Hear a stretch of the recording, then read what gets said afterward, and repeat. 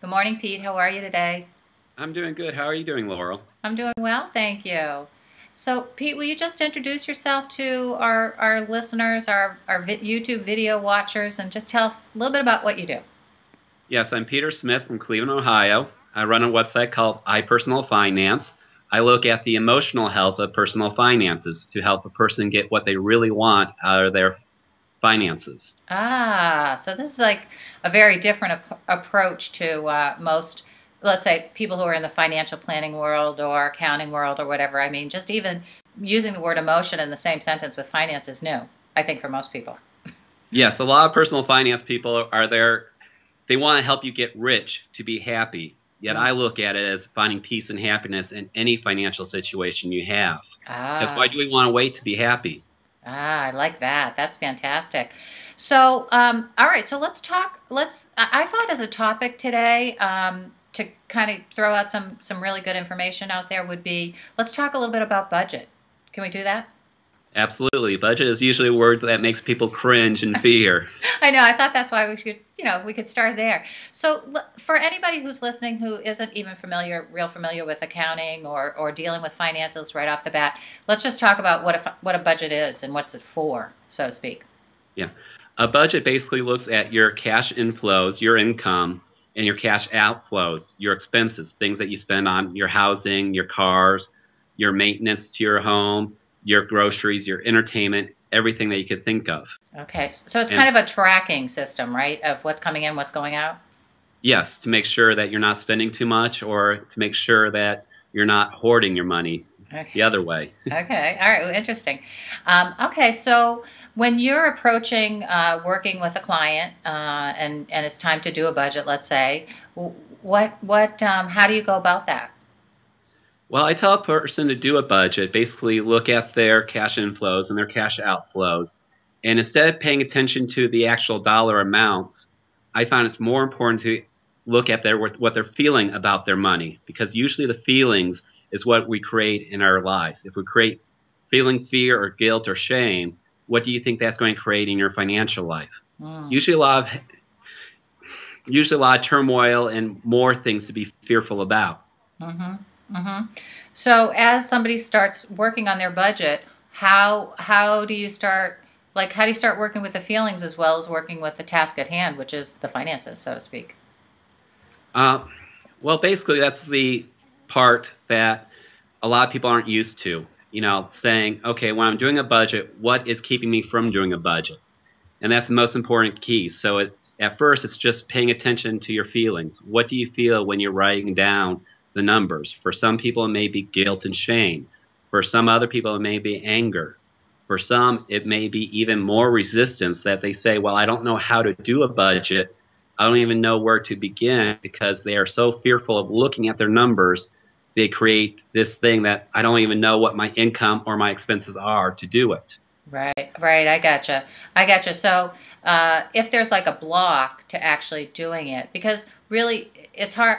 I mean, for most people, it's hard to say, well, I don't really know what's coming in, and that be a truth because really it's a number, right? I mean, there's a certain amount of money coming in. So everybody Yeah. really does know that. It's a matter of really looking at it and giving it thoughtful attention. Is that Exactly. You know, some people are on a fixed income where it's relatively easy to get that number. Some people are on commissions or are a consultant and their jobs go up and down. And they say, well, I don't know really what's coming in. Well, it's what is your best guess? Because you have to start somewhere. And for me, it's not about are you going to get this accurate? It's more about what do you feel about the numbers? Because a lot of people use the term budget. I rather think of it as a plan. A plan always changes. It's ah not about the actual numbers. It's about how you feel. Because if you don't even look at the numbers, how do you know if you're spending too much or too little? so even that's a powerful reframing, Pete. The idea of moving away from the word budget to a plan. Although I think that kind of changes maybe where the difficulty comes in, because a plan sometimes that means, now I have to commit to something. Well, at least with a plan, it's you're committing to something. You're committing to what you really want out of your life. Again, do you want peace and happiness, or do you want something where you're always in fear because you're wondering if you're going to make the next pay the next bill. Where a budget is, think of the word budget. What do you think of when you hear it? I know. I think of I have to stick. I have to make sure that I am making my plan work out. Like I have to make myself behave a certain way to make my financial plan work. And how you have to behave a certain way is usually in the term budget itself, because we think of a budget airline. What is a budget airline? It is one that cuts all the thrills, all the fun out of flying. Right. Right. Take away all the good stuff. Yeah, and that's where we usually think about it as a budget is if we got cut back as a part of our budget, we got cut back our peace, our happiness, and joy out of life. And that's why a lot of people don't even want to look at it because they don't want to feel less happy. Okay. But when I say a plan, I kind of, once a person starts looking at the number, I kind of say, what brings you the most peace, love, joy, and happiness in your life? And usually things that they really want cost very little. But it's the part of a budget where we think we got to take away something, we feel it's going to take away our happiness. And that's not the case when you look at it as more of what's going to bring me the most happiness by doing a spending plan. Okay. Oh, spending plan. It's funny that you just said that word because what was coming up for me as you were talking, I was thinking that I think, kind of like one of the prevalent issues in our culture right now is the idea of we spend more than we could. We're spending more than we have. I don't know what the right term is, but it's about spending. And so the budgeting really is about not spending as much, usually. Well, if you think about it in terms of spending, then we tie money to happiness. And even though we don't really think anymore that money brings us happiness, we feel the lack of money brings us more fear and unhappiness. So for me, it's not even, as I said, the money and the numbers are less important than what you feel. Once you get back to understanding what brings you the most peace, love, and joy in your life, then the numbers become irrelevant because you can have all those things with relatively little money. So, Pete, I had somebody asking about budget and what keeps somebody from sticking to their budget. Like, let's say somebody actually gets to the point where they write their budget and they know, they have a sense of what their inflow and outflow is, and they have a plan, but they won't stick to it. Like they can't seem to get themselves to follow what their plan is. How do you work with that issue? For me, I look at it as what's going on with them emotionally when they hit that sticking point.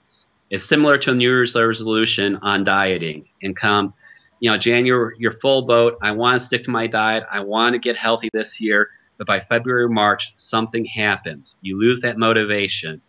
You lose the willingness. And part of it is you feel that you're not doing well enough, that it's not worth it. And the same thing with a budget or a spending plan, however you look at it, is if you say, this is what I'm going to spend and this is what I'm going to make, and if you do well, you have more motivation to go on. But if you don't do well, you feel it means something about you. It means that you made a mistake. You're less than others. And those feelings of guilt and shame come up where you don't want to look at your numbers anymore, and you say, it's not worth it. I can't stick to a budget. It's not for me, and you put it to the side and let it collect dust. So when if you're working with a client and they get to that point where they're looking at their budget or they're looking at their plan and they're overspending and they're not able to stop themselves, and then they have now they have guilty feelings, what do you find is kind of like the bottom line in terms of the deeper feelings around that? Usually with guilt, it goes into shame. Guilt and shame go together. And the shame is, I'm not good enough. I'm not worthy enough. And that's the part that we need to look at. Because the money, sticking to a budget is just numbers. But it's what it brings up when we feel that we're not meeting our budget or not doing as well as others. That feeling of less than makes us want to quit on ourselves. Okay. So if somebody's spending, let's say somebody's overspending on their budget and they can't seem to stop themselves, maybe what they're buying is the the thing that's making them think that they feel good or feel good enough or for the moment? Is that like the quick fix versus the really healing, I am good A- enough? Absolutely, because what you're saying is with overspending, it's kind of like overeating. You know, Yeah. there's more to addiction than just drugs and alcohol. It goes on to for spending and for, eating or dieting. Mm. So think of spending kind of like as you go to your refrigerator. You know you should eat the carrots and celeries most of the time, but you're finding yourself grabbing the ice cream more than often than not. A little ice cream, a little overspending is fine. It's Mm. just as long as it fits within inside your plan, whatever you're making. Just Mm. like with dieting. If you're working out 3-4 times a day, you could eat more. Mm. Yeah. And if you're working, 60, 70 hours a week, you probably could spend a little bit more than others. But Mm. it kind of all goes into a balance and making sure you keep that balance. Okay. So the key is when you're out of balance, what is triggering that? Okay. All right. So if somebody was listening to us today and they said, "Okay, I think I'm ready to deal with my financial issue, and I'm going to start working on a budget." Okay, and then they go to do it, and they can't do it. What might be a couple tips that you give them to, how do they start working with that resistance, right? From the very beginning, like how do you start dealing with that? Well, the first thing is to breathe. Mm. Because usually what I ask my clients to do is take a breath, focus not on the numbers, because if you try to keep on hitting your head against that budget and say, well, I need to get this done, Pete told me I need to have it by his next meeting, and you're not getting it done, well, just forcing yourself is not the answer. The key thing is take a deep breath and say why it or what is really stopping me from looking at these numbers. What do I think the numbers represent about myself? Ah, okay. So instead of maybe then writing numbers, it would be a good idea to start writing about what you're feeling. I mean, you have the pen in hand, why not, right? I'm a big proponent. Exactly. Yeah. Mm-hmm. And the key is to understand what is a reason and what is an excuse. An excuse is something Oh, outside yourself that's stopping you from doing something. But the right. key thing is understand why you don't feel good enough about yourself to overcome that hurdle in your life. Ah, okay. All right. So I think some people are just darn afraid of numbers. The whole idea of, working with numbers, there's even for some people kind of a block that goes back to when they were in school if they weren't math oriented or whatever and, just the whole number thing. I think that your idea about focusing on the feelings, as a way to start proceeding is a great one. What about if you are just kind of afraid of numbers altogether? Do you have clients that are like that? Some, and Mm-hmm. years ago it would have been a different issue, but now with the internet, with spreadsheets, with programs to help you with a budget or retirement program, actually saying, well, it's hard for me to understand the complexity of personal finances is becoming a smaller and smaller hurdle to overcome. Oh, that's great. That's And great. from what I find that if I could get them over their emotional hurdle, overcoming the personal finance hurdle is so much easier. Ah. Well, that's really good for people to like even anchor into for this. This I know it's going to be a short video for people, but it's if the the big message I think the takeaway here is um, the financial part, the actual doing of the numbers is not the hard part necessarily. If you can get past the feelings, then the rest is workable. Exactly. With new programs these days like Quicken and all the personal finance tools that are out on money.com and all the other websites, really the finances isn't what's stopping people. It's what we emotionally feel. Nice. Well, thanks for taking the time today to just kind of get people talking a little bit and thinking about budget and what that means to them. And I want to come back and do some more on some other topics if you're willing. Absolutely. Anytime. Great. Thanks so much. You're welcome.